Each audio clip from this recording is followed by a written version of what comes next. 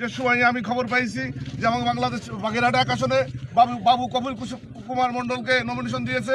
আমি আমার যুবদলের সমস্ত নেতাকর্মীদের ডাইকে বলছি যে আমাদের দল বেদল নির্বিশেষে আমাদের চেয়ারপারসন বেগম খালেদা দেশ নায়ক তারেক রহমান যাদেরকে ধানের শীষের প্রতীক দিয়েছে, আমরা আজকের থেকে মোল্লাহাট উপজেলা যুবদল আমরা কপিল বাবু কৃষ্ণকে আমরা ধানের শীষকে বিজয়ী করার লক্ষ্যে আমরা যুবদল মাঠে আছি, মাঠে থাকবো এই আশা রাখি আমি আমার বক্তব্য শেষ করছি। বাংলাদেশ জিন্দাবাদ।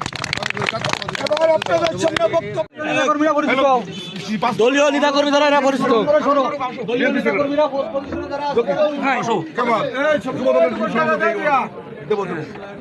সবুজ মৎস্যজীবী দলের সভাপতি, এই দলের যুব দলের সভাপতি অলরেডি। তোমার এটা খুব দাদা আমার নাম্বার আছে, ফোন দিবেন আমি কামাল আমার নাম।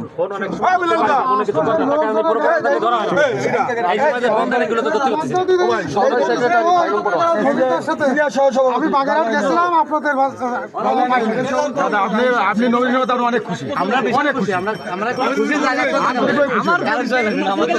অনেকে চিন্তা করে কি একটা জিনিস মাথায় অনেকে ভাবে আমি এলাকার নেতা, আমার এই ভোট আমার ভোট কিন্তু তারেক রহমান।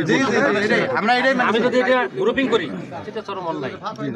আপনারা যদি আসলে তারেক রহমানকে ভালোবেসে থাকেন, যদি তাকে দেশ পরিচালনার সুযোগ দিতে চান, তাহলে কোনোভাবে কারোর কথায় প্ররোচনা ইনশাআল্লাহ আমরা এই যে আমরা যারা আছি আমাকে সেলেন্সের নির্দেশনা দিয়েছে আপনার কাজ করতে, আমাকে সবাই কাজ করতে। বাগেরহাট 4 আসনে সর্বোচ্চ ভোট